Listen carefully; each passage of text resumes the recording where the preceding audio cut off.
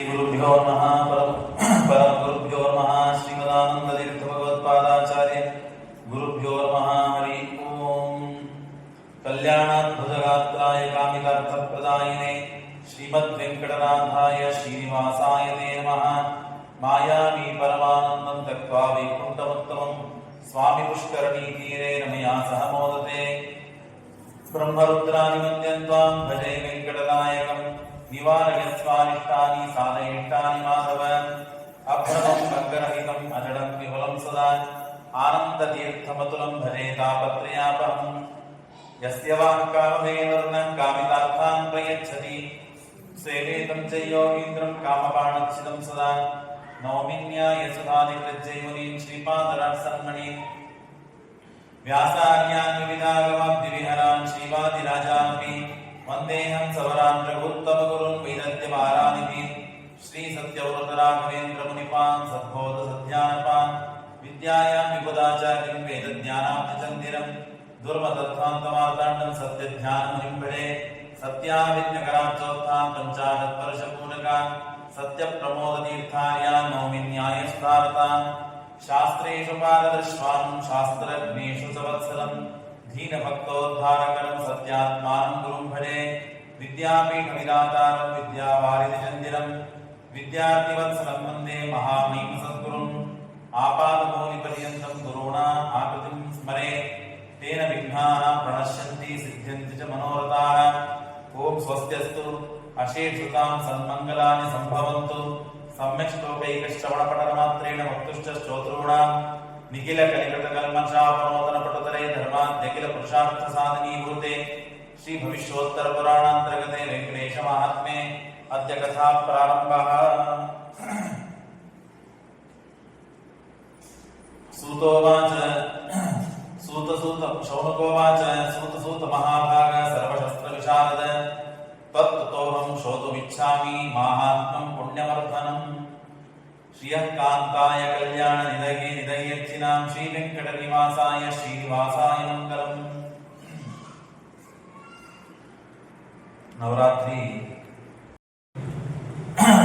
ಪ್ರತಿ ವರ್ಷದಂತೆಯೂ ಕೂಡ ಈ ವರ್ಷ ವೆಂಕಟೇಶ ದೇವರ ಮಹಾತ್ಮ್ಯವನ್ನ ದೇವರ ಗುರುಗಳ ಹಾಗೂ ಸತ್ಯಾತೀರ್ಥ ಶ್ರೀಪಾದಂಗಳವರ ಅನುಗ್ರಹದಿಂದ ಪೂಜ್ಯ ನಮ್ಮ ಆಚಾರ್ಯರ ಅನುಗ್ರಹದಿಂದ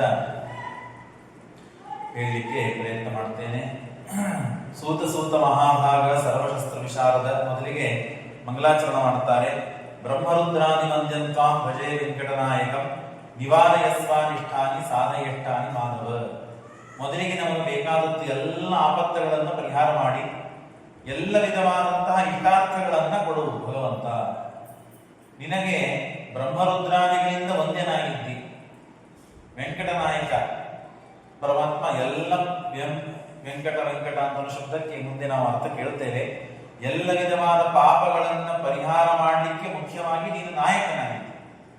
ಅಂತಹ ವೆಂಕಟನ ನಾಯಕನಾದ ಪರಮಾತ್ಮ ನಿನಗೆ ನಾನು ಬ್ರಹ್ಮರುದ್ರಾದಿಗಳಿಂದ ವಂದ್ಯನಾದಂತಹ ಎಲ್ಲ ವಿಧವಾದ ಆಪತ್ತುಗಳನ್ನು ಪರಿಹಾರ ಮಾಡುವ, ಮನುಷ್ಯನಿಗೆ ಬೇಕಾದ ಸಕಲ ವಿಧವಾದಂತಹ ಇಷ್ಟಾರ್ಥಗಳನ್ನು ಕೊಡುವ ನಿನಗೆ ನಾನು ನಮಸ್ಕಾರ ಮಾಡ್ತೇನೆ ಅಂತ ಸೂತಾಚಾರ್ಯರು ನಮಸ್ಕಾರ ಮಾಡಿದ್ದಾರೆ.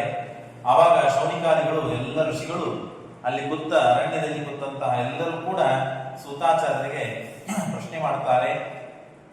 ಎಲ್ಲ ಜ್ಞಾನವನ್ನು ಪಡೆದವರು ನೀವು, ಉಪದೇಶ ಮಾಡತಕ್ಕಂತಹ ನೀವು ಸರ್ವ ವಿಶಾರದ ಎಲ್ಲ ಶಾಸ್ತ್ರಗಳಲ್ಲಿ ಅತ್ಯಂತ ಉತ್ತಮರ ಜ್ಞಾನವನ್ನು ಪಡೆದವರು. ಈಗ ಅನೇಕ ಮಹಾತ್ಮ್ಯಗಳನ್ನು ಹೇಳಿದ್ದೇವೆ. ಕಥಿತಂ ರಂಗಮಾಹಾತ್ಮ್ಯಂ ತ್ವಯಾ ಹಸ್ತಗಿರಿಷತು ಜಗನ್ನಾಥಸ್ಯ ವೈವಿಷ್ಣೋ ಮಾಹಾತ್ಮ್ಯ ಅತುಲಂ ಭಜೆ ಮುನೇ. ರಂಗನಾಥನ ಮಹಾತ್ಮ್ಯವನ್ನ, ಕಾಳಹಸ್ತಿಯ ಮಹಾತ್ಮ್ಯವನ್ನ, ಜಗನ್ನಾಥನ ಮಹಾತ್ಮ್ಯವನ್ನ, ಪರಮಾತ್ಮನ ಎಲ್ಲ ವಿಧವಾದ ಮಹಾತ್ಮ್ಯವನ್ನ ಹೇಳಿದ್ದೀರಿ. ಇದಾನಿ ಶ್ರೋತುಮಿಚ್ಛಾಮಿ. ಎಷ್ಟಾದರೂ ಪರಮಾತ್ಮನ ಮಹಾತ್ಮ್ಯವನ್ನ ಕೇಳಬೇಕು, ಅದನ್ನ ಹೇಳಬೇಕು ಅಂತನ್ನುವುದೇ ಅವರ ಉದ್ದೇಶ. ಹಾಗಾಗಿ ಇದಾನಿ ಶ್ರೋತುಮಿಚ್ಛಾಮಿ, ಈಗ ನಮಗೆ ಪರಮಾತ್ಮನ ವೆಂಕಟೇಶನ ಮಹಾತ್ಮ್ಯವನ್ನ ಕೇಳಬೇಕು ಅಂತ ಬಹಳ ಅಪೇಕ್ಷಿತವಾಗಿದೆ. ಹಾಗಾಗಿ ಅದನ್ನ ನೀವು ಹೇಳಬೇಕು ಅಂತ ಪ್ರಾರ್ಥನೆ ಮಾಡ್ತಾ ಇದ್ದಾರೆ. ಸೂತಾಚಾರ್ಯ ಹೇಳ್ತಾರೆ, ಸಾಧು ಪೃಷ್ಟಂ ತ್ವಯಾ ಬ್ರಹ್ಮ ಚರಿತಂ ವೆಂಕಟೇಶಿತು. ನೀವು ಪ್ರಶ್ನೆ ಮಾಡಿದ್ದು ಬಹಳ ಉತ್ತಮವಾಗಿದೆ. ನಮಗೆ ಒಂದು ಚರಿತ್ರೆ ಮುಗಿತು ಅಂದ್ರೆ ಸಾಕು, ಆಯ್ತು ಇವತ್ತು ಮತ್ತೆ ನಾಳೆ ಕೇಳೋಣ ಅಂತ ಆಗಿಬಿಡುತ್ತದೆ. ಆದ್ರೆ ಅವ್ರಿಗೆ ಹಾಗಿಲ್ಲ. ಒಂದು ದೇವರ ಮಹಾತ್ಮೆ ಮುಗಿತು ಅಂದ್ರೆ ಮತ್ತೊಬ್ಬ ದೇವರ ಮಹಾತ್ಮೆಯನ್ನ ಕೇಳಬೇಕು ಅಂತ ಅವರಿಗೆ ಅಪೇಕ್ಷಿತವಾದದ್ದು. ಹಾಗಾಗಿ ಸಾಧು ಕೃಷ್ಣಂತ ಯಾ ಬ್ರಹ್ಮ ಚರಿತಂ ವೆಂಕಟೇಶಿತು, ವೆಂಕಟೇಶ ಅವರ ದೇವರ ಮಹಾತ್ಮವನ್ನ ಕೇಳಬೇಕು ಅಂತ ಅಪೇಕ್ಷೆಯಿಂದ ನೀವು ಪ್ರಶ್ನೆ ಕೇಳ್ತಾ ಇದ್ದೀರಿ. ಯಥಾಶ್ರುತಂ ಮಯಾ ಪೂರ್ವಂ, ನೀವು ಕೇಳಿದ್ದೀರಿ ಅಂತ ಹೇಳಿ ನನಗೆ ಮನಸ್ಸಿಗೆ ತೋಚಿದ್ದು ಬುದ್ಧಿಗೆ ಗೊತ್ತಾದದ್ದೆಲ್ಲ ನಿಮಗೆ ಹೇಳಬೇಕು ಅಂತ ನಾನು ಅಪೇಕ್ಷೆ ಪಡೋದಿಲ್ಲ. ವೇದವ್ಯಾಸ ದೇವರು ನನಗೇನು ಹೇಳಿದ್ದಾರೋ, ನಾನು ಹಿಂದಕ್ಕೆ ಏನು ಕೇಳಿದ್ದೇನೋ, ಅನಂತ ಜ್ಞಾನ ಸಂಪನ್ನರಾದಂತಹ ಮಹಾನುಭಾವ ವೇದವ್ಯಾಸ ದೇವರು, ಆ ವೇದವ್ಯಾಸ ದೇವರ ಹೇಳಿದ ಮಹಾತ್ಮ್ಯವನ್ನ, ದೇವರ ಮಹಾತ್ಮ್ಯವನ್ನ ನಾನು ಅವಶ್ಯವಾಗಿ ಹೇಳ್ತೇನೆ. ತತ್ತತಾಹಂ ಸಮಾಚಕ್ಷೆ ಸಾವಧಾನ ಮನಾಶ್ನು. ನೀವು ಪ್ರಶ್ನೆಯನ್ನ ಕೇಳಿದ್ದೀರಿ. ಕೆಲವರಿಗೆ ಆರಂಭ ಶೋಧ ಅಂತ ಕರೀತಾರೆ. ಮೊಟ್ಟ ಮೊದಲಿಗೆ ಕೇಳಬೇಕು ಅಂತ ಬಹಳ ಉತ್ಸಾಹಭರಿತವಾಗಿ ಕೇಳ್ತಾರೆ. ಮಧ್ಯದಲ್ಲಿ ಅವರಿಗೆ ಬೇಸತ್ತು ಹೋಗ್ತಾರೆ. ಆಮೇಲೆ ಅಂತೂ ಬೇಡ, ಎದ್ದು ಹೋಗೋಣ ಅಂತ ಅನಿಸ್ತದೆ. ಈ ಪ್ರಸಂಗ ನಮಗೆ ಬರಬಾರದು, ನಿಮಗೆ ಬರಬಾರದು. ಹಾಗಾಗಿ ಮೊದಲಿಗೆ ಸೂತಾಚಾರ್ಯ ಹೇಳ್ತಾರೆ, ಸಾವಧಾನ ಮನಸ್ಸು.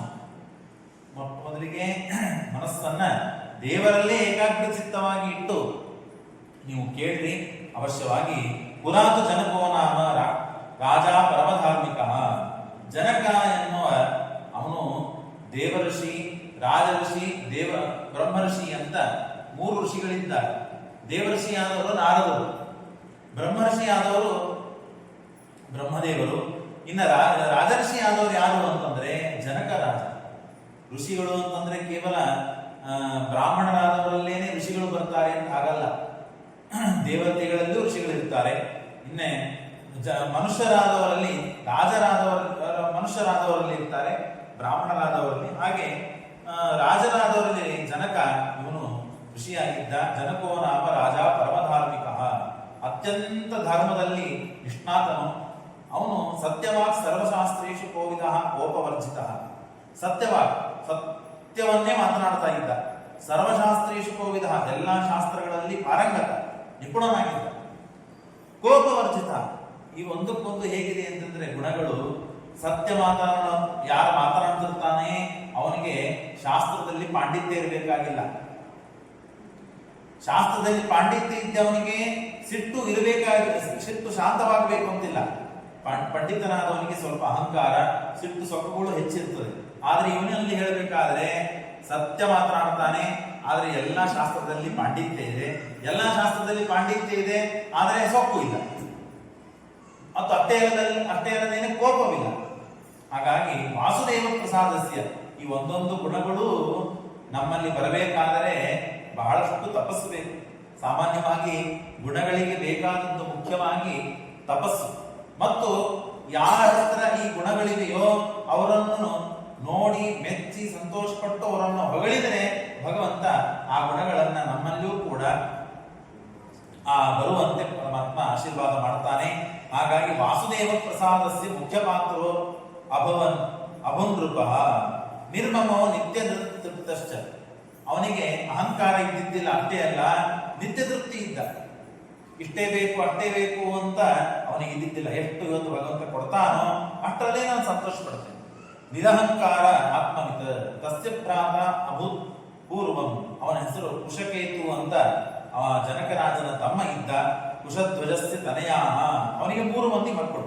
ಜನಕರಾಜನ ಗುಣಗಳನ್ನೆಲ್ಲ ಹೇಳಿದ್ರು. ಆ ಜನಕರಾಜನಿಗೆ ಒಬ್ಬ ತಮ್ಮ ಇದ್ದ, ಕುಶಕೇತು ಅಂತ ಹೇಳಿ, ಕುಶಧ್ವಜ. ಅವನಿಗೆ 3 ಮಂದಿ ಮಕ್ಕಳು, ಹೆಣ್ಣು ಮಕ್ಕಳೇ. ಲೋಕಸುಂದರ.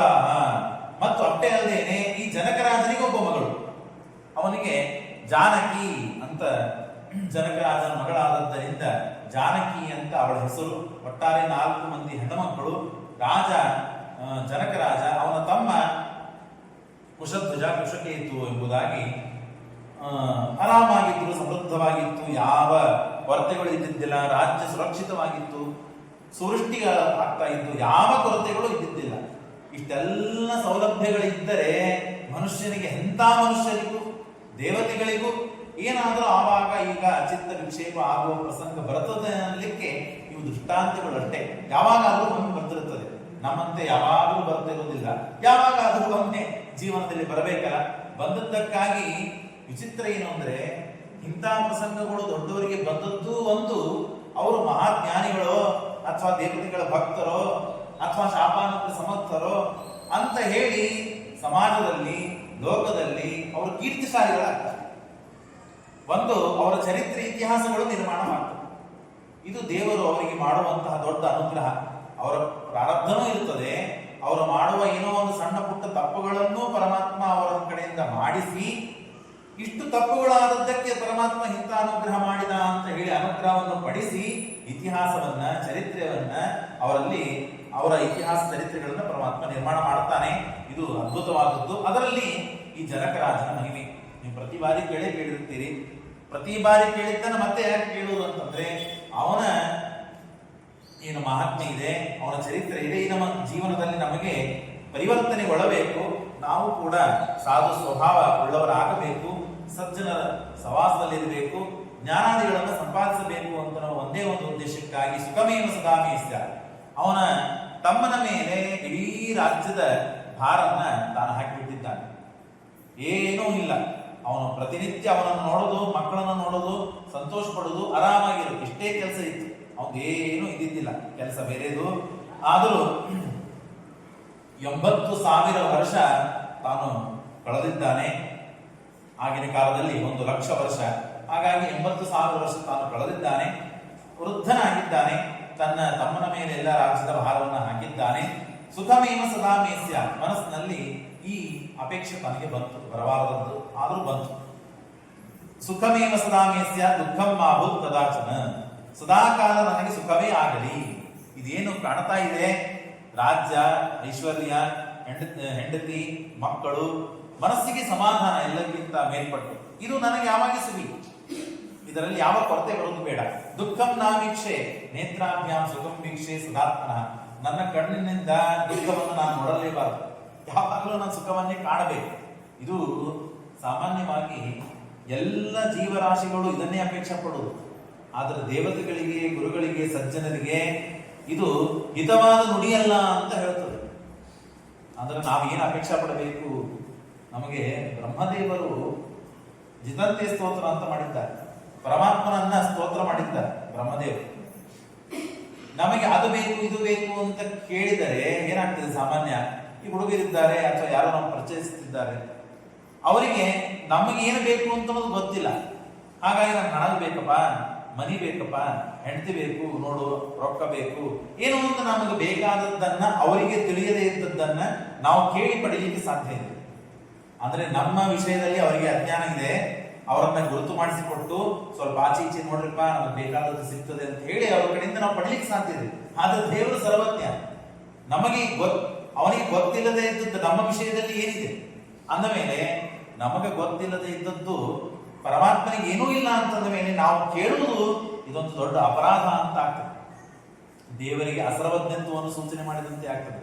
ಪ್ರಾರ್ಥನೆ ಬೇರೆ, ಪ್ರಾರ್ಥನೆ ನಮಗೆ ಅವರಿಗೆ ಎದುರಿಗಿದ್ದವರಿಗೆ ಗೊತ್ತಿದ್ದರೂ ನಾವು ಅವರಿಗೆ ಕೇಳಿ ಪಡೆಯುವುದು ಇದು ಪ್ರಾರ್ಥನೆ.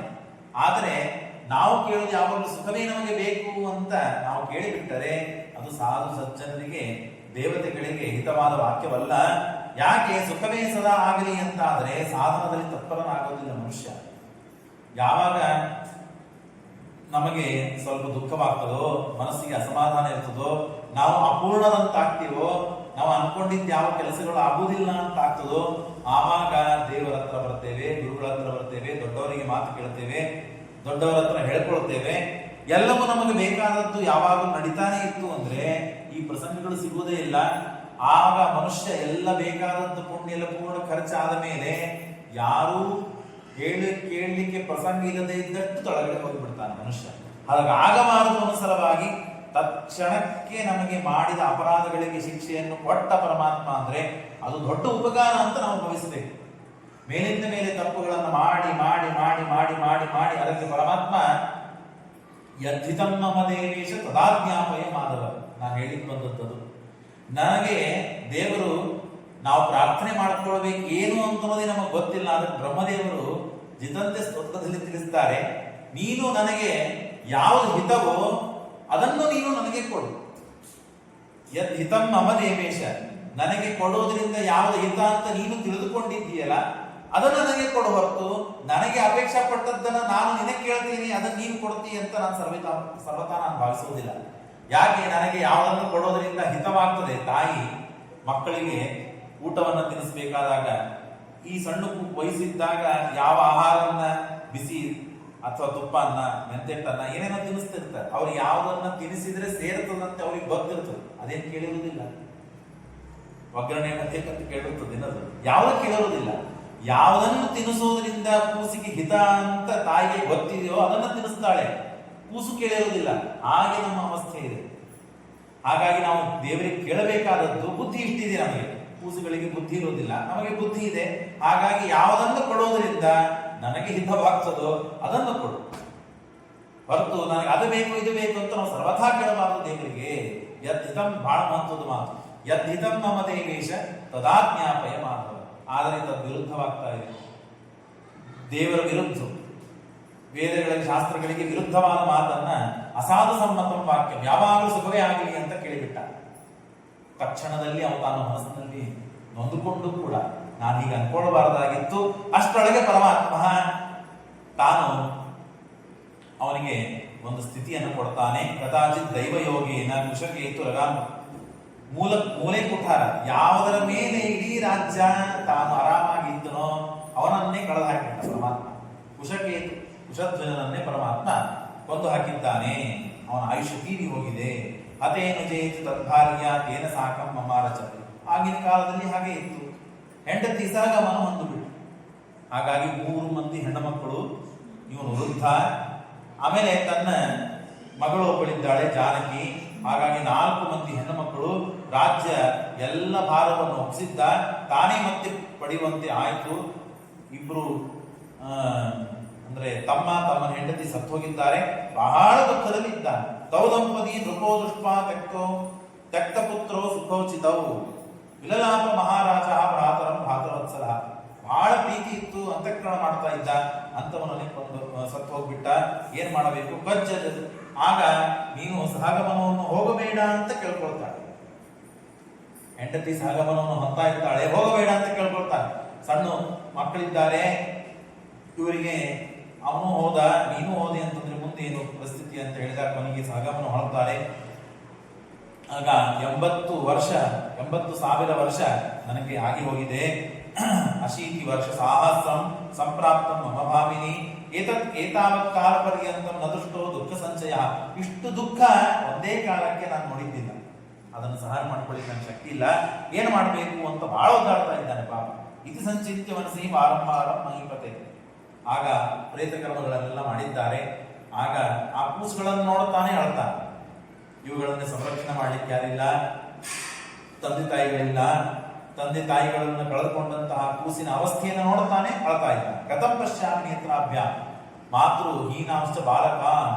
ತಾಯಿ ಇಲ್ಲದೆ ಇದ್ದ ಸಣ್ಣ ಕೂಸುಗಳನ್ನು ನೋಡಿ ನಾನು ಏನಂತ ವಿಚಾರ ಮಾಡಲಿ ಅಂತ ಹೇಳಿ ತಾನು ಇದನ್ನೇ ವಿಚಾರ ಮಾಡುತ್ತಾ ಅನ್ನ ಬಿಟ್ಟ, ಊಟ ಬಿಟ್ಟ, ನಿದ್ದೆ ಬಿಟ್ಟ. ತಾನು ಸೊರಗಿ ಹೋಗ್ತಾ ಇದ್ದ. ತಸ್ಯ ದುಃಖೋಪಶಮನಾರ್ಥಂ. ನಾವು ಇದನ್ನ ವಿಚಾರ ಮಾಡಬೇಕು. ಯಾವಾಗ ನಾವು ಸುಖದಲ್ಲಿ ಇರಬೇಕು ಅಥವಾ ಸುಖದಲ್ಲಿ ಇದ್ದೇವೆ, ಎಷ್ಟು ಸುಖದಲ್ಲಿ ಇದ್ದೇವೋ ಅಷ್ಟೇ ದುಃಖ ಮುಂದೆ ನಮಗೆ ದೇವರು ಕೊಡ್ತಾನೆ ಅಂತ ನಾವು ವಿಚಾರ ಮಾಡಬೇಕು. ಅದು ಖಚಿತ. ಇವತ್ತು ಆರಾಮಾಗಿದ್ದೇವೆ ಅಂದ್ರೆ ಸ್ವಲ್ಪ ದಿವಸಕ್ಕೆ ಏನೋ ಒಂದು ಆಗೋದಿದೆ ಅಂತ ಅರ್ಥ. ಇವತ್ತು ಲಾಟ್ರಿ ಬಂದಿದೆ ಅಂದ್ರೆ ಮುಂದೆ ನಮಗೆ ಲಾಸ್ ಆಗೋದಿದೆ ಅಂತ ಅರ್ಥ. ಇವತ್ತು ಹಣ ಬಂದಿದೆ ಅಂದ್ರೆ ಮುಂದೆ ನಮಗೆ ನಾಶ ಆಗೋದಿದೆ ಅಂತ ಅರ್ಥ. ಯಾಕೆ ಅಂದ್ರೆ ಯಾವಾಗಲೂ ಚಕ್ರದಂತೆ ತಿರುಗುವುದು. ಇವತ್ತು ಆರಾಮಾಗಿದ್ದೇವೆ, ಸುಖದಲ್ಲಿ ಇದ್ದೇವೆ, ಆರೋಗ್ಯದಲ್ಲಿ ಇದ್ದೇವೆ ಅಂದ್ರೆ ದೇವರು ಏನಾದರೂ ಮುಂದೆ ನಮಗೆ ಆಪತ್ತು ಕೊಡೋನಿದ್ದಾನೆ ಅಂತ ಸಿದ್ಧ. ಹಾಗಾಗಿ ನಾವು ಸುಖದಲ್ಲಿ ಇದ್ದಾಗಲೂ, ಆರೋಗ್ಯದಲ್ಲಿ ಇದ್ದಾಗಲೂ, ದುಃಖದಲ್ಲಿ ಇದ್ದಾಗಲೂ ಮತ್ತು ಅನಾರೋಗ್ಯದಲ್ಲಿ ಇದ್ದಾಗಲೂ ಸಮಾನವಾಗಿ ಇರಬೇಕು. ಸುಖದಲ್ಲಿ ಇದ್ದಾಗ ದೇವರ ಮಹಿಮೆ ಅಂತ ಸ್ಮರಣೆ ಮಾಡಬೇಕು. ದುಃಖದಲ್ಲಿ ಇದ್ದಾಗ ಒಂದು ತಪಸ್ಸು ಅಂತ ನಾವು ಅದನ್ನು ಅನುಭವಿಸಬೇಕು. ನಾವು ದುಃಖದಲ್ಲಿ ಇದ್ದಾಗ ಆರಾಮಾಗಿ ನಾವು ಮೇಲಿನ ಮೇಲೆ ಹೇಳ್ತಿರ್ತೇವೆ. ಯಾವಾಗ ನಮಗೆ ಜ್ವರ ಬಂದಿರ್ತದೆ, ಕಷ್ಟವಾಗಿರ್ತದೆ, ಆಗ ನಾವು ಪಥ್ಯಗಳನ್ನು ಹೇಳ್ತಾರೆ, ಅದನ್ನೇ ತಿನ್ಬೇಕು, ಇದನ್ನು ತಿನ್ನಬಾರದು ಅಂತ ಹೇಳಿ. ಇದನ್ನೇ ನಾವು ಚಾಂದ್ರಾಯಣ ಅಥವಾ ಉಪವಾಸಾದಿಗಳಲ್ಲಿ ಮಾಡಬೇಕಾದ ಉಪವಾಸಾದಿಗಳನ್ನು ಮಾಡಿರೋದಿಲ್ಲ. ದೇವರು ಈ ಹೊತ್ತಿಗೆ ನಮಗೆ ಈ ಪಥ್ಯಗಳನ್ನು ಕೊಟ್ಟು ಉಪವಾಸ ಅಥವಾ ವ್ರತಗಳನ್ನ ಮಾಡಿದ್ದಾನೆ ಮಾಡಿಸ್ತಾ ಇದ್ದಾನೆ ಅಂತ ಅನುಸಂಧಾನ ನಾವು ಬುದ್ಧಿಪೂರ್ವಕವಾಗಿ ಮಾಡಿರುವುದಿಲ್ಲ, ಅನಾರೋಗ್ಯ ಆಗಿದೆ ಅಂತ ಮಾಡಿರ್ತೇವೆ. ಈ ಅನುಸಂಧಾನ ಮಾಡಿಬಿಟ್ಟರೆ ಆ ಜ್ವರ ಜಪದಲ್ಲಿ ತಪಸ್ಸಿನಲ್ಲಿ ಪರಿವರ್ತನೆಗೊಳ್ಳುತ್ತದೆ. ಹಾಗಾಗಿ ಇದೂ ಕೂಡ ದುಃಖ ಬಂದಿದೆ, ಆ ದುಃಖ ಪರಿಹಾರ ಮಾಡೋದಕ್ಕಾಗಿ ಶತಾನಂದ ಪುರೋಹಿತ, ಅವರ ಪುರೋಹಿತರು ಶತವಾದ ಆನಂದ ಒಂದಲ್ಲ ಆದ ದುಃಖಕ್ಕಿಂತಲೂ 100 ಪಟ್ಟು ಆನಂದವನ್ನು ಕೊಡ್ತಾರೆ ಅಂತ ಒಂದು ಸಲುವಾಗಿ ಅವರ ಶತಾನಂದ 100 ಪಟ್ಟು ಆನಂದವನ್ನ ಕೊಡ್ತೇನೆ, ಕಾಳಜಿ ಮಾಡಬೇಡ ಅಂತ ಹೇಳಿ ತತಃ ಕಾಲೋಚಿತಾಂ ವಾರ್ತಾಂ. ಆಗ ಬಂದರು, ಕೂಡಿಸಿದ, ಆಸನ ಕೊಟ್ಟ, ಅರ್ಘ್ಯಪಾದ್ಯಾದಿಗಳನ್ನೆಲ್ಲ ಹೇಳಿದ, ಕೊಡಿಸಿದಾಗ ಅವಾಗ ಜನಕರಾದ ಹೇಳ್ತಾರೆ, ಶತಾನಂದ ಮಹಾಪ್ರಾಜ್ಞ ಕಾಗತಿ ಸಾಧಿತೋ ಮಮ. ನೋಡ್ರಿ ಸ್ವಾಮಿ, ನನ್ನ ಅವಸ್ಥೆ ಏನು ಬಂತು, ನನ್ನ ಗತಿ ಏನು ಬಂತು, ಹೀಗಾಯ್ತು ನನ್ನ ಅವಸ್ಥೆ ಅಂತ ಬಹವ 4 ಮಂದಿ ಹೆಣ್ಣು ಮಕ್ಕಳು ಇದ್ದಾರೆ. ರಾವಣ, ಇಂದ್ರಜಿತ ಮೊದಲಾದಂತ ಮಹಾ ದೈತ್ಯರಿದ್ದಾರೆ. ಬಹವ ಶತ್ರವಸ್ತಂತಿ ರಾವಣ ಇಂದ್ರಜಿತಾದಯ ತೇಭ್ಯೋ ಯುದ್ಧ ಕಥಂ ದಾಸಿ, ನಾನು ವೃದ್ಧ, ನನ್ನಲ್ಲಿ ಶಕ್ತಿ ಇಲ್ಲ. ಚಂದ ಹೆಣ್ಮಕ್ಳಿದ್ದಾರೆ ಅಂತ ಹೇಳಿ, ಕನ್ಯೆಗಳ ರತ್ನಗಳು ಮಣಿಗಳಿವೆ ಅಂತ ಹೇಳಿ ಅಪಹಾರ ಮಾಡಲಿಕ್ಕೆ ಹಗಲು ರಾತ್ರಿ ವಿಚಾರ ಮಾಡದೇನೆ ಯಾವುದೋ ಒಂದು ಕಾರಣದಿಂದ ಸಣ್ಣ ಜಗಳವನ್ನ ಇಟ್ಟುಕೊಂಡು ಬಂದು ನನ್ನನ್ನು ಕೊಂದು ಈ ಮಕ್ಕಳನ್ನ ಕರೆದುಕೊಂಡು ಹೋಗಿ ನಾಶ ಮಾಡಿದರೆ ನಾನೇನ್ ಮಾಡಲಿ? ನಜಾನೇ ಮುನಿವರ್ಯಾಹಂ. ಹಾಗಾಗಿ ಏನ್ ಮಾಡಬೇಕು ನನಗೆ ತಿಳಿತಾ ಇಲ್ಲ, ಏನಾದರೂ ಒಂದು ಉಪಾಯ ಹೇಳ್ರಿ ಅಂತಂದಾಗ, ನಿಮಿತ್ತಮೇಕಂ ಖಚಿತಂ ದ್ವಿತೀಯಂ ಪ್ರವದಾಮಿತೆ. ಸೀತಾಯ ಅಷ್ಟರೊಳಗೂ ಕೂಡ ನನ್ನ ಮಗಳೇನಿದ್ದಾಳಲ್ಲ ಜಾನಕಿ ಬಹಳ ಸುಂದರಿ, ಆಕಿನಷ್ಟು ಸುಂದರಿ, ಲಕ್ಷಣವಂತಳು ಮತ್ತು ಗುಣವಂತಳು ನಾನು ನೋಡೇ ಇಲ್ಲ. ಲಭ್ಯತೆ ವದ ವಿಪ್ರೇಂದ್ರ ದ್ವಿತೀಯಂ ಪ್ರವದಾಮಿತೆ ಅಂತ ಇಷ್ಟು ತಾನು ತನ್ನ ಕಷ್ಟಗಳನ್ನು ಹೇಳ್ಕೊಳ್ತಾನೆ.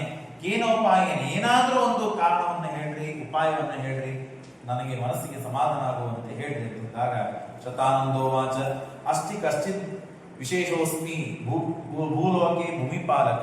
ನೋಡಪ್ಪ, ಭೂಮಿಯನ್ನು ರಕ್ಷಣೆ ಮಾಡುವ ರಾಜ ನೀನು. ಈಗ ಒಂದು ಸಮಯ ನಿನಗೆ ಕಷ್ಟದ ಸಮಯ ಬಂದಿದೆ. ಈ ಕಷ್ಟ ಪರಿಹಾರ ಆಗಬೇಕು ಅಂತಂದ್ರೆ ವೆಂಕಟಗಿರಿ ಮಹಾತ್ಮ ಸವಿಷ್ಯಂ ಸಹೋತ್ತರ ಕಲೋ ತತ್ಕೀರ್ತನಂ ಪುಣ್ಯಂ ಸರ್ವ ದುಃಖ ಹರಂ ಶಿವಂ. ಈ ಚರಿತ್ರೆಯನ್ನ, ಪರಮಾತ್ಮನ ವೆಂಕಟೇಶನ ಚರಿತ್ರೆಯನ್ನ ಕೇಳಿದರೆ ಕಲಿಯುಗದಲ್ಲಿ ಎಲ್ಲ ವಿಧವಾದಂತಹ ದುಃಖ ನಾಶವಾಗ್ತದೆ, ಪುಣ್ಯ ಬರ್ತದೆ. ದುಃಖಗಳಲ್ಲಿ ಅನೇಕ ವಿಧವಾದ ದುಃಖಗಳಿವೆ. ಒಂದೇ ದುಃಖ ಅಂತಿಲ್ಲ, ನಮಗೆ ಗೊತ್ತಿದ್ದು ಯಾವುದು ನಮಗೆ ಸುಟ್ಟಿದೆ, ನಾವು ಅದಕ್ಕೆ ಫಲ ಹಂಚ್ಕೋಬೇಕು ಅಂತ ಇಷ್ಟೇ ನಮಗೆ ಗೊತ್ತಾಗ್ತದೆ. ಆದ್ರೆ ಸುಟ್ಟಾಗ ಏನು ದುಃಖವಾಗಬೇಕು, ಆ ದುಃಖ ಸುಡದೇ ಇದ್ದಾಗ ಆಗುವ ದುಃಖಗಳಿವೆ. ಕೆಲವುಗಳು ಕಾಣುವ ದುಃಖಗಳು, ಕಾಣದೇ ಇದ್ದ ದುಃಖಗಳು, ಆದಿವ್ಯಾಧಿಗಳು ಅಂತ ಕರೀತಾರೆ. ಮನಸ್ಸಿಗೆ ಆಗುವ ದುಃಖಗಳು, ದೇಹಕ್ಕೆ ಆಗುವ ದುಃಖಗಳು. ಆ 2 ವಿಧವಾದ ದುಃಖಗಳನ್ನ ನಾಶ ಮಾಡಿ ಮತ್ತು ಪುಣ್ಯವನ್ನ ಬೆಳೆಸುವ ಚರಿತ್ರೆ ಈ ವೆಂಕಟೇಶನ ಚರಿತ್ರೆ. ಧನದಾನಸ್ಯ ಧನ. ಇದರಿಂದ ಯಾರ್ಯಾರಿಗೆ ಏನೇನು ಸಿಗ್ತದೆ? ಯಾರಿಗೆ ಹಣ ಬೇಕೋ ಹಣ ಸಿಗ್ತದೆ, ಪುತ್ರ ಬೇಕೋ ಪುತ್ರ ಸಿಗ್ತದೆ, ಆರೋಗ್ಯ ಬೇಕೋ ಆರೋಗ್ಯ ಸಿಗ್ತದೆ, ರೋಗಾರ್ಥಶ್ಚ ರೋಗಜ್ಞಂ ಜ್ಞಾನಿನಾಂ ಜ್ಞಾನ ಸಾಧನಂ. ಅಂದ್ರೆ ಏನಾಯ್ತು? ಲೌಕಿಕ ಫಲಗಳನ್ನು ಹೇಳಿದರು. ಲೌಕಿಕ ಫಲಗಳು ಬೇಕಲ್ಲ, ಕೇವಲ ಅಲೌಕಿಕ ಫಲಗಳನ್ನು ಅಪೇಕ್ಷಾ ಪಟ್ಟರೆ ಅಲೌಕಿಕ ಫಲ ಸಿಗುವವರೆಗೆ ಲೌಕಿಕ ಫಲ ಸಿಕ್ಕಾಗೆ ತಾನು ಮುಂದೆ ಹೋಗ್ತಾನೆ. ಹಾಗಾಗಿ ಮೊದಲಿಗೆ ಧನಕಾಮಸ್ಸು ಧನದಂ, ಮೊಟ್ಟ ಮೊದಲಿಗೆ ಬೇಕಾದದ್ದು ಕಲಿಯುಗದಲ್ಲಿ ಏನು? ಎಲ್ಲರಿಗೆ ಹಣ. ಅದನ್ನು ಮೊದಲಿಗೆ ತಿಳಿಸ್ತಾರೆ. ನಿನಗೆ ಹಣ ಬೇಕಾ? ಲಾಸ್ ಆಗಿದೆಯಾ? ಅಥವಾ ಶ್ರೀಮಂತಿನ ಹೆಚ್ಚಿಗೆ ಆಗ್ಬೇಕಾಗಿದ? ಹಾಗಂದ್ರೆ ವೆಂಕಟೇಶ ದೇವರ ಮಹಾತ್ಮೆಯನ್ನು ಕೇಳು, ನಿನಗೆ ಹಣ ಸಿಗ್ತದೆ. ಪುತ್ರ ಕಾಮಸ್ಸೆ, ಯಾರಿಗೆ ಮಕ್ಕಳು ಬೇಕು ಅಂತಿದೆ ಅವರಿಗೆ ಮಕ್ಕಳಾಗ್ತದೆ, ಯಾರಿಗೆ ವಿವಾಹ ಆಗಬೇಕು ಅಂತಿದೆ ಅವರಿಗೆ ವಿವಾಹ ಆಗ್ತದೆ. ರೋಗವನ್ನು ಪರಿಹಾರ ಮಾಡ್ಕೋಬೇಕು ಅಂತ ಅಪೇಕ್ಷೆ ಇದೆ, ರೋಗ ಪರಿಹಾರ ಆಗ್ತದೆ. ಇನ್ನು ಜ್ಞಾನಿಗಳಿಗೆ ಜ್ಞಾನ ಸಾಧನವೂ ಆಗ್ತದೆ. ಯಚ್ಛ್ರುತ್ವಾ ಸರ್ವಲೋಕೇಶು ಬ್ರಹ್ಮ ಬ್ರಹ್ಮಪದಾಮೃತಃ. ಸಾಮಾನ್ಯ ಚರಿತ್ರೆ ಅಂತ ತಿಳಿಬೇಡ್ರಿ. ಬ್ರಹ್ಮದೇವರು ಸತ್ಯಲೋಕದಲ್ಲಿ ವಿರಾಜಮಾನರಾಗಿದ್ದಾರೆ. ಸತ್ಯಲೋಕದಲ್ಲಿ ತಾವು ಸಿಂಹಾಸನದ ಮೇಲೆ ಕೂತಿದ್ದಾರೆ ಅಂದ್ರೆ ಈ ವೆಂಕಟೇಶ ದೇವರ ಮಹಾತ್ಮೆಯನ್ನು ಕೇಳಿದ್ದಕ್ಕಾಗಿಯೇ ಅವರು ಅಲ್ಲಿದ್ದಾರೆ, ಹೊರತು ಬೇರೆ ಕಾರಣಕ್ಕಾಗಿ ಅಲ್ಲ. ಬ್ರಹ್ಮ ಬ್ರಹ್ಮಪದಾಮೃತಃ ನೀಲಕಂಠಸ್ತು ಯಶ್ಚುತ್ವ ನಿರ್ವಿಷ ಸುಖಮಾಪ್ತವಾನ್. ರುದ್ರದೇವರು ನೀಲಕಂಠ ಅಂತ ಆದರು, ವಿಷವನ್ನು ಪಾನ ಮಾಡಿ ನೀಲಕಂಠ ಅಂತಾಗಿ ಅವರಿಗೆ ಆದ ದುಃಖವನ್ನ ಈ ವೆಂಕಟೇಶ ದೇವರ ಚರಿತ್ರೆಯನ್ನು ಕೇಳಿದ್ದಕ್ಕಾಗಿ ಪರಿಹಾರ ಮಾಡಿಕೊಂಡಿದ್ದಾರೆ. ಹಿಂದಕ್ಕೆ ವೃತ್ರಾಸುರನ್ನ ಸಂಹಾರ ಮಾಡಿ ಅಥವಾ ದೈತ್ಯರು ಮತ್ತೆ ಇಂದ್ರನ ರಾಜ್ಯದ ಮೇಲೆ ಆಕ್ರಮಣ ಮಾಡಿ ಇಂದ್ರನನ್ನು ಓಡಿಸಿ ಬಿಟ್ಟಿದ್ದು. ರಾಜ್ಯದಲ್ಲಿ ಅವರಿಗೆ ಇರುವಂತೆ ಅವಸ್ಥೆ ಇದ್ದಿದ್ದಿಲ್ಲ. ಆಗ ವೆಂಕಟೇಶ ದೇವರ ಚರಿತ್ರೆಯನ್ನು ಕೇಳಿದ್ದಕ್ಕೆ ಮತ್ತೆ ಪುನಃ ಇಂದ್ರ ತನ್ನ ರಾಜ್ಯವನ್ನು ಪಡೆದಿದ್ದಾನೆ ಅಂತ ಹೇಳ್ತಾರೆ. ನಾಕಿ ವಜ್ರವದ ಪ್ರಾಪ್ತ ಅಂತ ಹೇಳಿ, ಹಾಗಾಗಿ ಇಷ್ಟು ಅದ್ಭುತವಾದ ಚರಿತ್ರೆ. ಇದನ್ನ 4 ಯುಗಗಳಿವೆ, ಕೃತ, ತ್ರೇತ, ದ್ವಾಪರ, ಕಲಿಯುಗ ಅಂತ ಹೇಳಿ. ಕೃತಯುಗದಲ್ಲಿ ವೃಷಾದ್ರಿ ಅಂತ ಕರೀತಾರೆ, ತ್ರೇತಾಯುಗದಲ್ಲಿ ಅಂಜನಾದ್ರಿ ಅಂತ ಕರೀತಾರೆ, ದ್ವಾಪರ ಯುಗದಲ್ಲಿ ಶೇಷಾದ್ರಿ ಅಂತ ಕರೀತಾರೆ, ಕಲಿಯುಗದಲ್ಲಿ ವೆಂಕಟಾದ್ರಿ ಅಂತ ಕರೀತಾರೆ.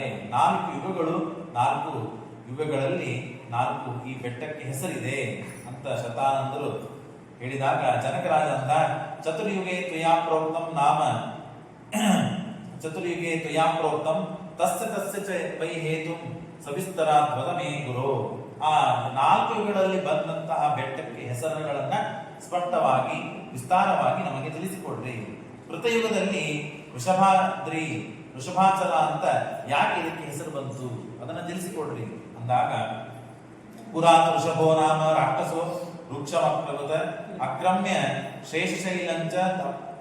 ಆ ವೃಷಭಾಸುರ ಅಂತ ಅವನು ರಾಕ್ಷಸ ಇದ್ದ.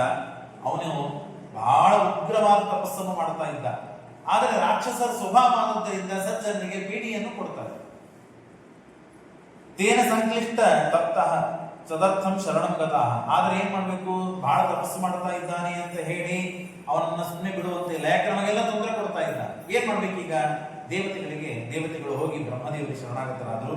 ಶ್ರೀನಿವಾಸಂ, ಆವಾಗ ಬ್ರಹ್ಮದೇವರು ದೇವರಿಗೆ ಪ್ರಾರ್ಥನೆ ಮಾಡ್ತಾರೆ. ಶ್ರೀನಿವಾಸಂ ಋಷಿಕೇಶಂ ಭಕ್ತಾನ ಅಭಯಂಕರಂ.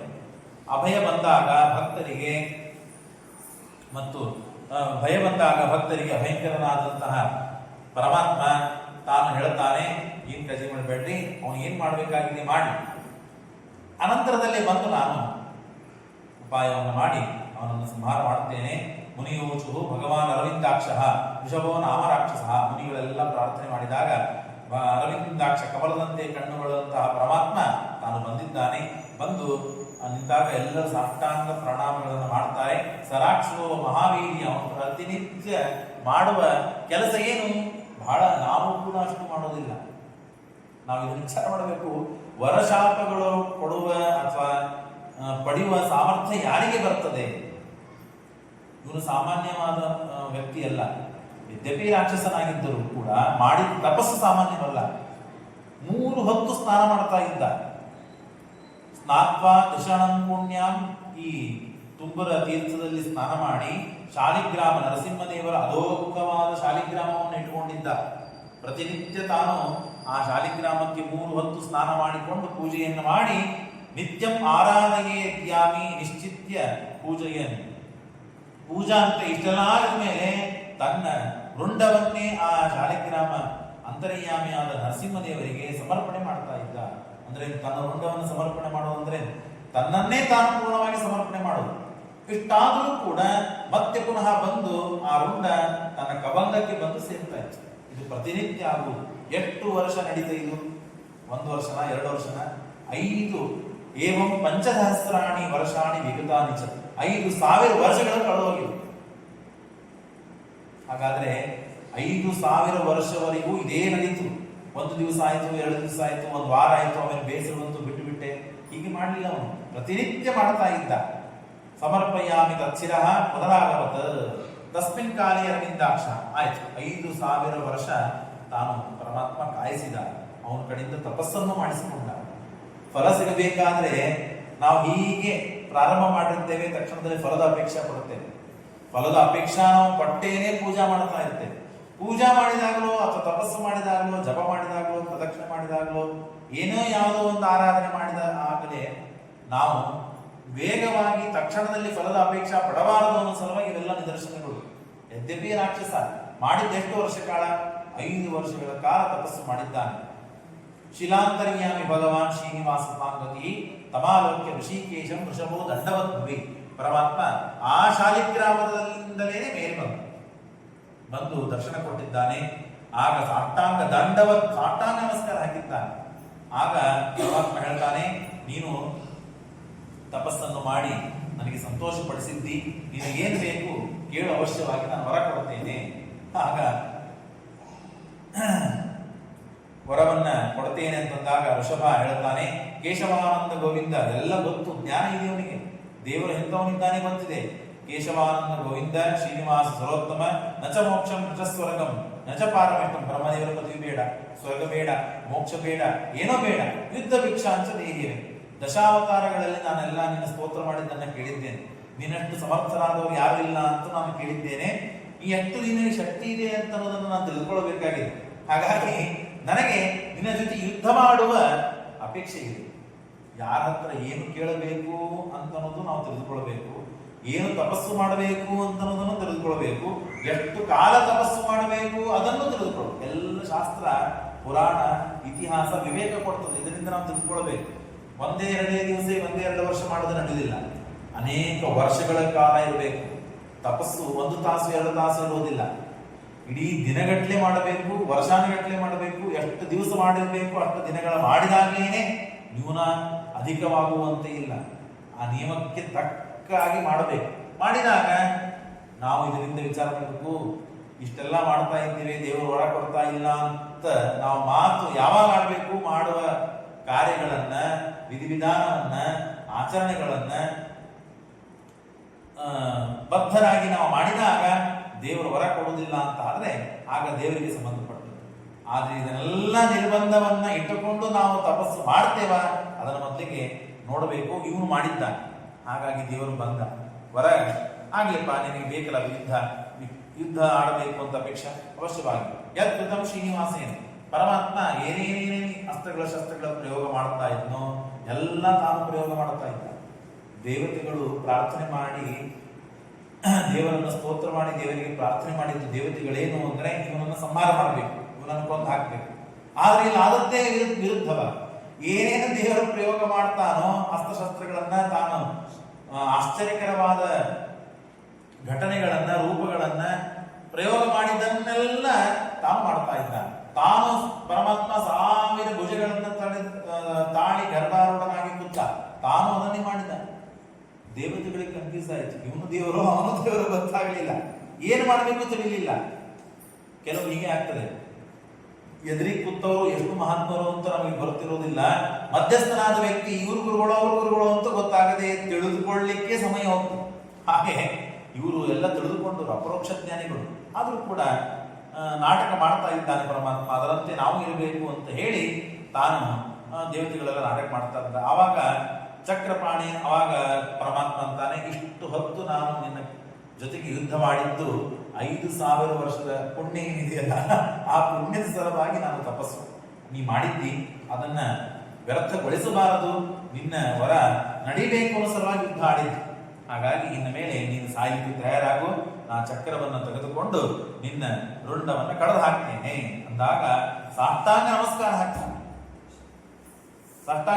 ಹಾಕ್ತಾನೆ. ಚಕ್ರದ ಸ್ತೋತ್ರ ಮಾಡ್ತಾನೆ, ದೇವರ ಸ್ತೋತ್ರ ಮಾಡ್ತಾನೆ.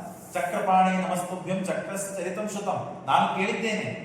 ಕೇವಲ ಸಜ್ಜನರಿಗೆ ದೇವರ ಮಹಿಮೆ ಗೊತ್ತಿದೆ ಅಂತ ತಿಳ್ಕೊಳ್ಬೇಡ್ದು ನಾವೆಲ್ಲ. ಸಜ್ಜನರು ಅಥವಾ ದೇವರ ಭಕ್ತರು ಏನಿದ್ದಾರೋ ಅವ್ರಿಗಿಂತ ದೇವರ ಭಕ್ತರಾಗದೇ ಇದ್ದವರಿಗೆ ದೇವರ ಮಹಿಮೆ ಹೆಚ್ಚು ಗೊತ್ತು. ಆದ್ರೆ ದೇವರಲ್ಲಿ ಭಕ್ತಿ ಇರೋದಿಲ್ಲ. ದೇವರಲ್ಲಿ ಭಕ್ತಿ ಇರೋದಿಲ್ಲ, ನಾವು ಭಕ್ತರಾಗಿರ್ತೇವೆ, ದೇವರ ಮಹಿಮಾ ಗೊತ್ತಿರೋದಿಲ್ಲ. ಬರೇ ದೇವರು ನಮಸ್ಕಾರ, ತಣ್ಣೀರು ಸ್ನಾನ ಇಷ್ಟೇ ನಮ್ಗೆ ಗೊತ್ತಿರ್ತದೆ. ಆದ್ರೆ ದೇವರ ಮಹಿಮಾ ಗೊತ್ತಿರೋದಿಲ್ಲ.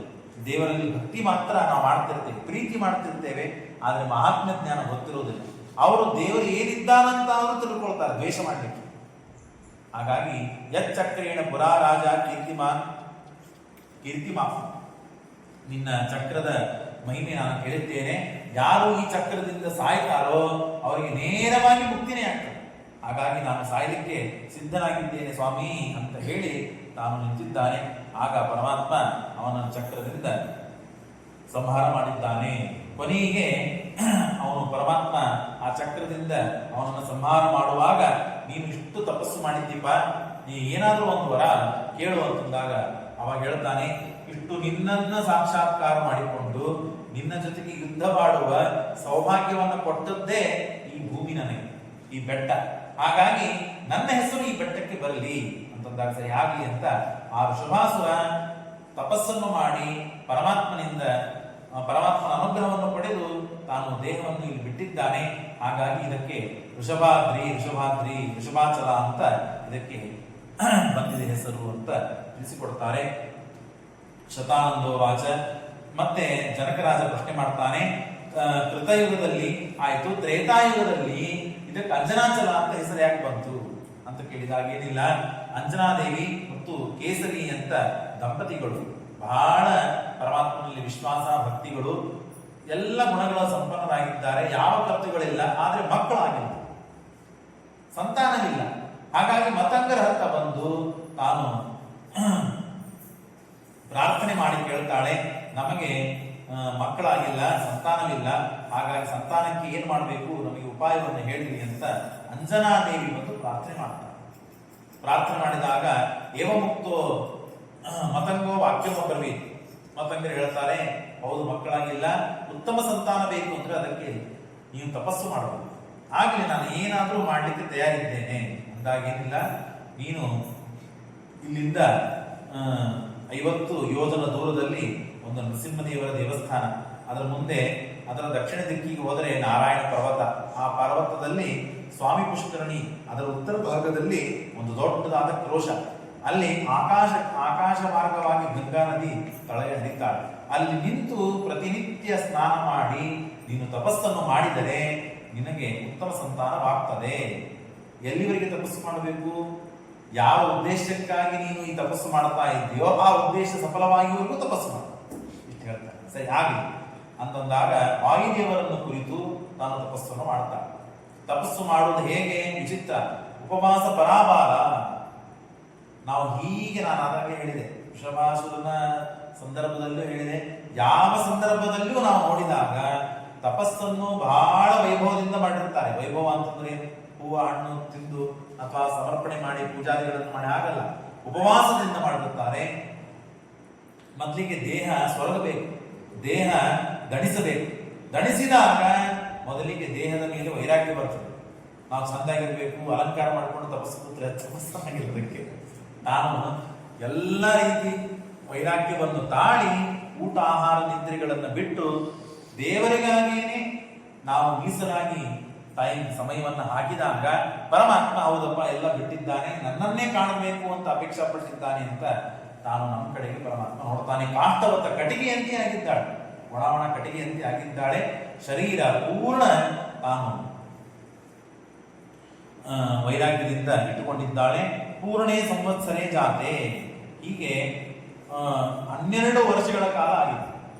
1 ವರ್ಷ ಅಲ್ಲ, 2 ವರ್ಷ ಅಲ್ಲ, 12 ವರ್ಷಗಳ ಕಾಲ ಆಗಿದೆ. ಆವಾಗ ವಾಯುದೇವರನ್ನು ಕುರಿತು ತಪಸ್ಸು ಮಾಡ್ತಾ ಇದ್ದು ವಾಯುದೇವರು ಬಂದಿದ್ದಾರೆ. ವಾಯುದೇವರು ಬಂದರೆ ಏನ್ ಬೇಕು, ಇಲ್ಲ ನೀನೇ ನನ್ನ ಮಗನಾಗಿ ಬರಬೇಕು ಆಗಲಿ ಅಂತ ಒಂದು ಹಣ್ಣನ್ನು ಕೊಡ್ತಾರೆ ವಾಯುದೇವರು.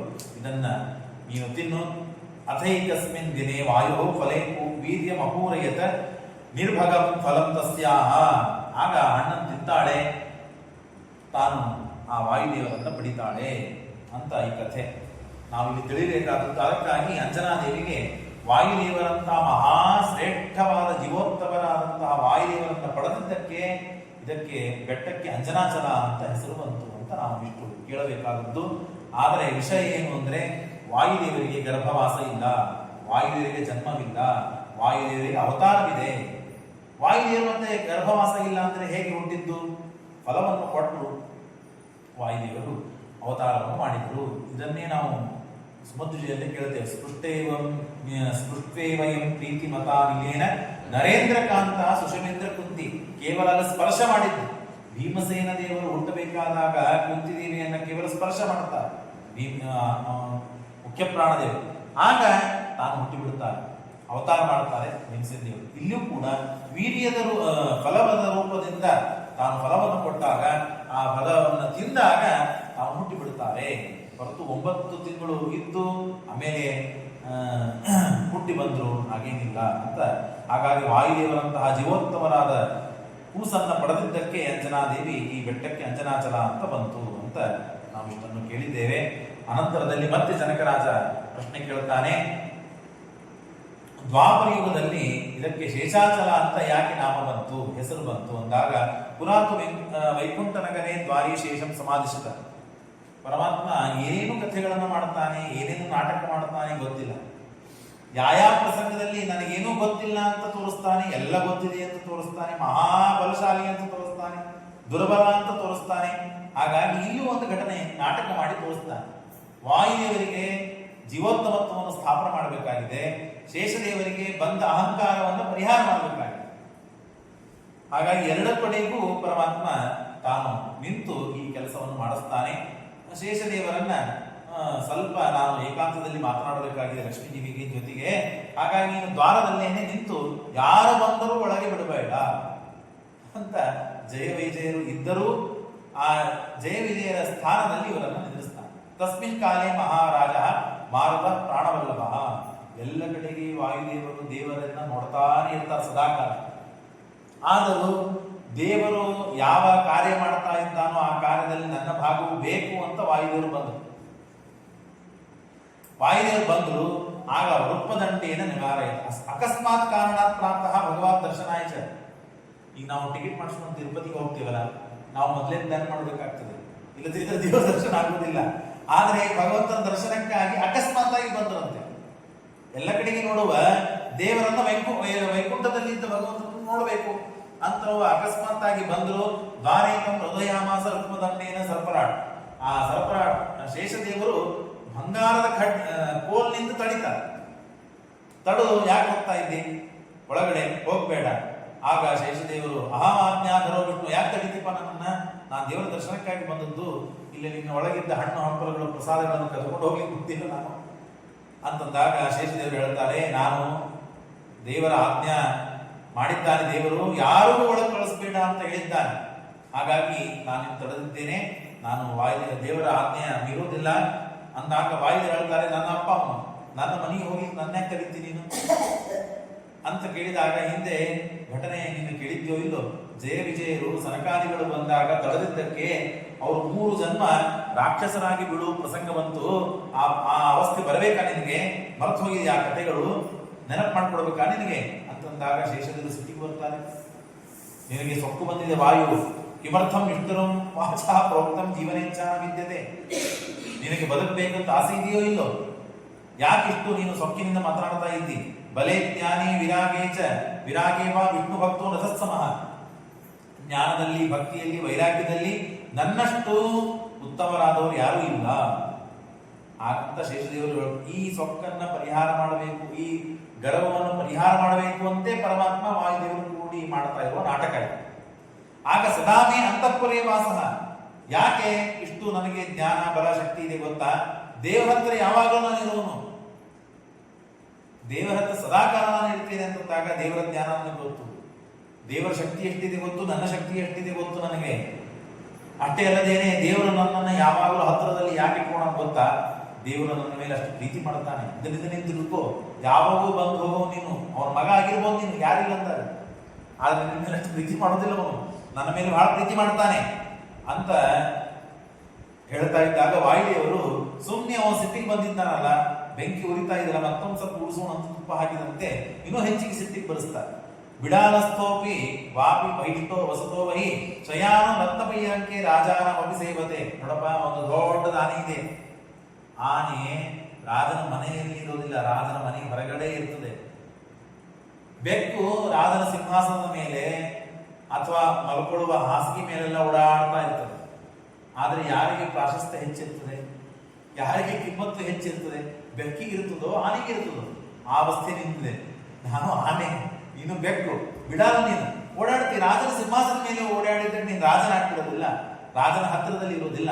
ಅದಕ್ಕೆ ನಿನ್ನ ಮೇಲೆ ದೇವರು ಕುತ್ತಾನೆ ಅನ್ನೋ ಮಾತ್ರಕ್ಕೆ ದೇವರು ನಿನ್ನ ಹತ್ರ ಇದ್ದಾನೆ ಅಥವಾ ದೇವರ ಹತ್ರ ನೀನಿದ್ದೀಯ ಅಂತಲ್ಲ, ನಾನು ಹೊರಗಿದ್ದ ಮಾತ್ರಕ್ಕೆ ದೇವರಿಂದ ದೂರಿದ್ದೇನೆ ಅಂತ ತಿಳಿಬೇಡ ಅಂತನ್ನುವ ಒಂದು ಗೂಢವಾದ ಅಭಿಪ್ರಾಯದಿಂದ ಈ ದೃಷ್ಟಾಂತವನ್ನು ಕೊಟ್ಟು ಹೇಳಿದಾಗ ಇನ್ನ ಹೆಚ್ಚಿಗೆ ಸಿಟ್ಟಿಗೆ ಬಂದ, ಜೋರಾಗಿ ಒದರ್ತಾನೆ, ಮತ್ತೆ ಬೈತಾನೆ.